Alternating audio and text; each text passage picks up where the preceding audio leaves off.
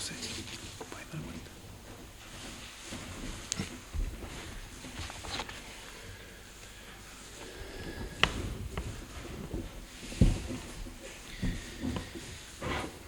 Buenos días.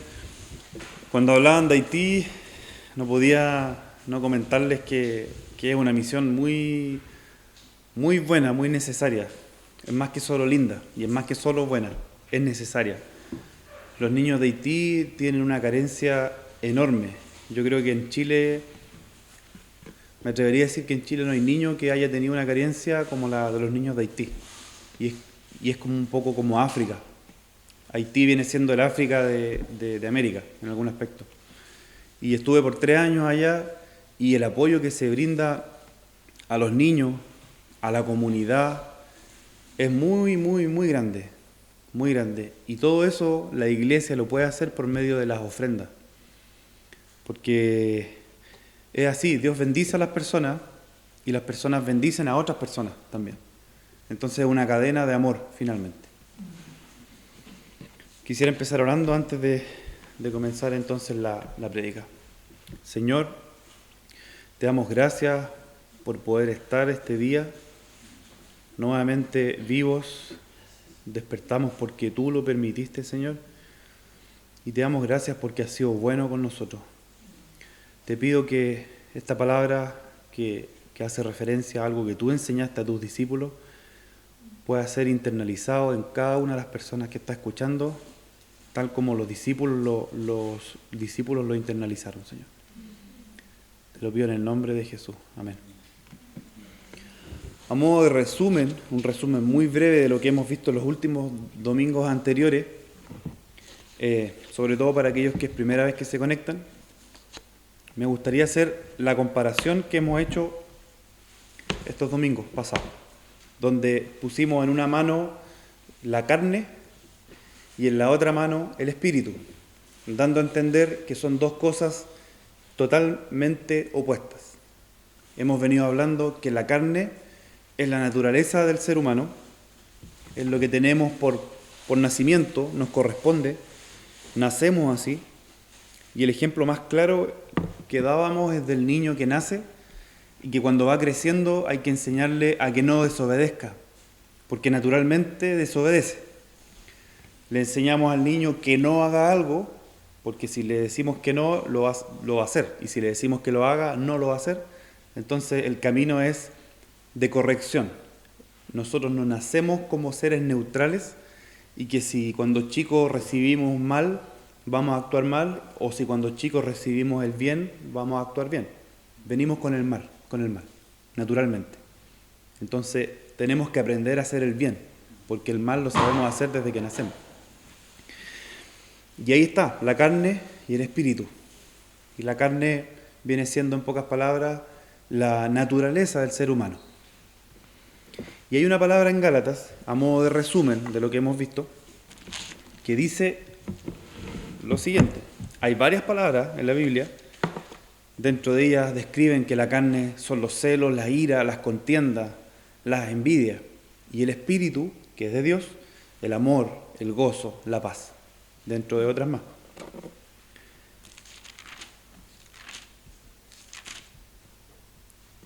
Y en Gálatas 5:17 dice algo que es a modo de resumen, entonces, el resumen del resumen. Dice, porque el deseo de la carne, que pusimos en un lado, es contra el espíritu, y el del espíritu es contra la carne. Y estos se oponen entre sí. Entonces hablamos de que son contrarios, pero que el Espíritu de Dios viene a invadir la carne del ser humano para que podamos vivir como Dios quiere. Porque por nuestra naturaleza no podríamos. Eso, a modo de resumen, de los domingos anteriores. Pero ahora me gustaría, primero darles la bienvenida y darles las gracias por estar. Porque sabemos que en este tiempo el método que tenemos de conectarnos es este. No tenemos otra forma por el momento. Y aunque sabemos que es el mejor método que tenemos, sabemos que no es el método más apropiado ni más cercano.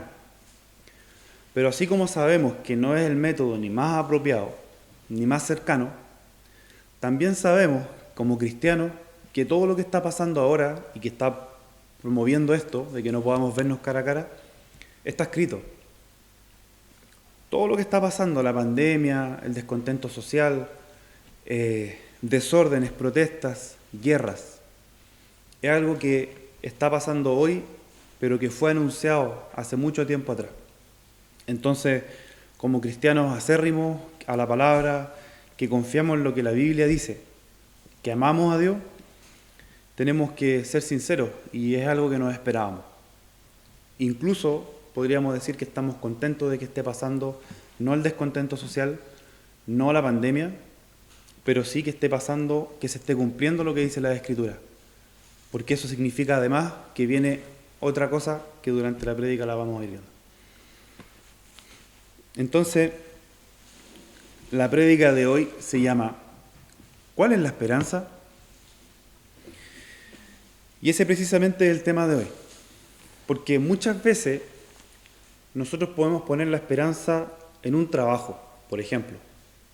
Si tengo una buena situación económica, me va a ir bien. Voy a ahorrar, voy a vender, si tengo 2 casas, vendo una, me quedo con los ahorros en el banco y eso me da estabilidad. Lamentablemente hay una realidad. Esta pandemia atacó a pobres y a ricos por igual. Mueren pobres y mueren ricos, con ahorros en el banco y sin ahorros en el banco. Entonces la esperanza no es un trabajo ni la plata. También han dicho, invierte, no ahorres, invierte. Compra una casa, arriéndala y tiene una seguridad económica constante. Tampoco es la esperanza.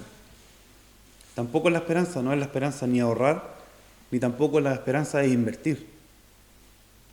Porque tu inversión, una casa por ejemplo, basta un incendio y tu inversión quedó en cero. Quedó en cero. Un terremoto, en cero.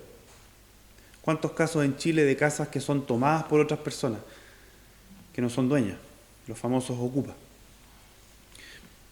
Entonces la esperanza tampoco está en invertir.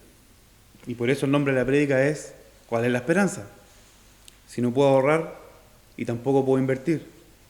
Una persona en la calle una vez me dijo, la esperanza está en las cerezas, hay que comprar cerezas.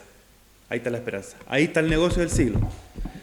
Y yo pensé, no le quise decir absolutamente nada porque estaba tan entusiasmado contándomelo, que yo pensé inmediatamente invierno, helada, y ahí quedaron las cerezas. Entonces, bueno, se desarrolló una linda conversación, pero en base a algo que no era muy estable, porque las cerezas tampoco son la esperanza, ni ningún otro tipo de plantación. Entonces mi responsabilidad como cristiano, de verdad, decirles cuál es la verdad, cuál es la verdadera esperanza. Y para eso vamos a ver solamente hoy día un libro de la Biblia, con sus diferentes versículos. Ustedes pueden ir en sus casas, o si quieren lo anotan, al libro de Mateo, que es el primer libro del Nuevo Testamento, casi en la mitad de la Biblia, casi. Y buscan el número grande, como hablamos la vez pasada, que ya le podemos llamar capítulo. Ya ustedes saben que el número grande es el capítulo y el pequeño es el versículo. Entonces vamos a Mateo capítulo 24 y vamos a ir viendo distintos versículos.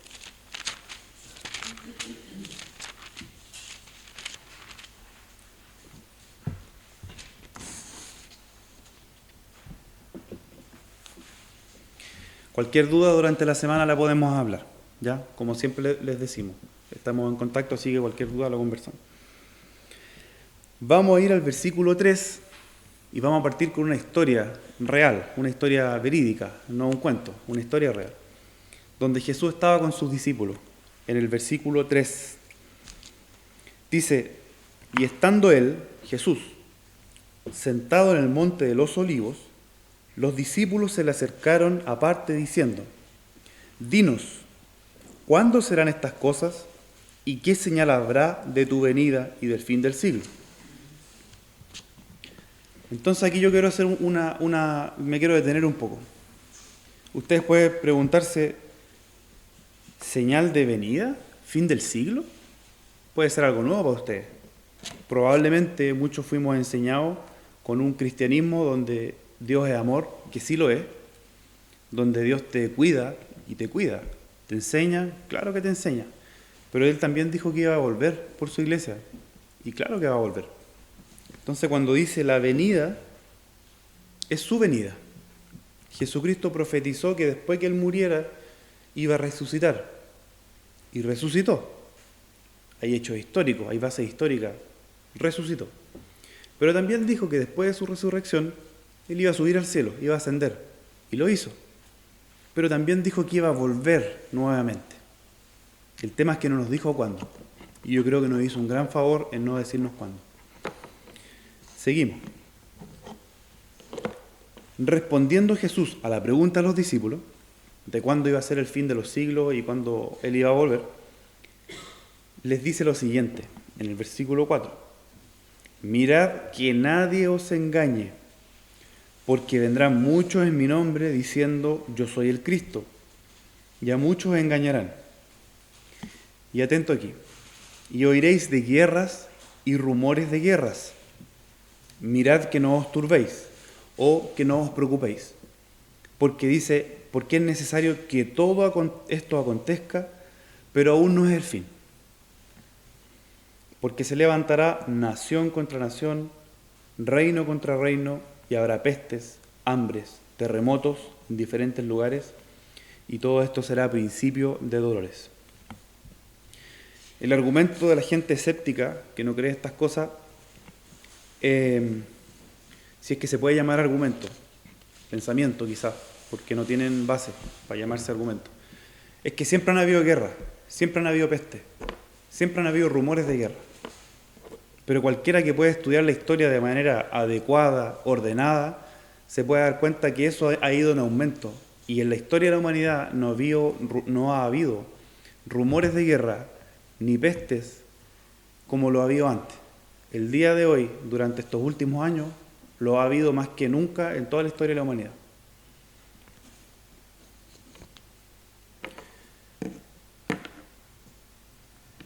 Luego el versículo 12 dice, ustedes pueden avanzar, nos quedamos en el 8, pero avanzan al 12. Y por haberse multiplicado la maldad, el amor de muchos se enfriará, mas el que persevera hasta el fin, éste será salvo. Y aquí me detengo nuevamente. El amor de muchos se enfriará. Si yo les pregunto a ustedes en sus casas, ¿cuál es el amor que jamás, pero en la vida uno podría pensar que se va a terminar? Incluso hay una broma, uno dice, es más fuerte que amor de madre. El amor de una madre es algo que jamás uno en la historia de la humanidad se hubiera pensado que se iba a terminar. ¿Pero qué me dicen del aborto?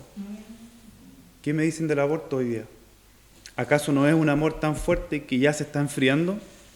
Que una madre con una emoción natural hacia algo que es propio de ella es capaz de eliminarlo, considerando que no es vida, siendo que es vida, porque es parte de ella también. Entonces, claramente, el amor de muchos se está enfriando. Y después dice, mas el que persevere hasta el fin, éste será salvo. Y será predicado este evangelio del reino en todo el mundo para testimonio a todas las naciones, y entonces vendrá el fin. Como cristianos estudiosos de la palabra, este versículo 14, que dice que será predicado el evangelio del reino en todo el mundo, era algo no tan esperado, porque ¿de qué manera una persona o un mensaje puede llegar a nivel mundial?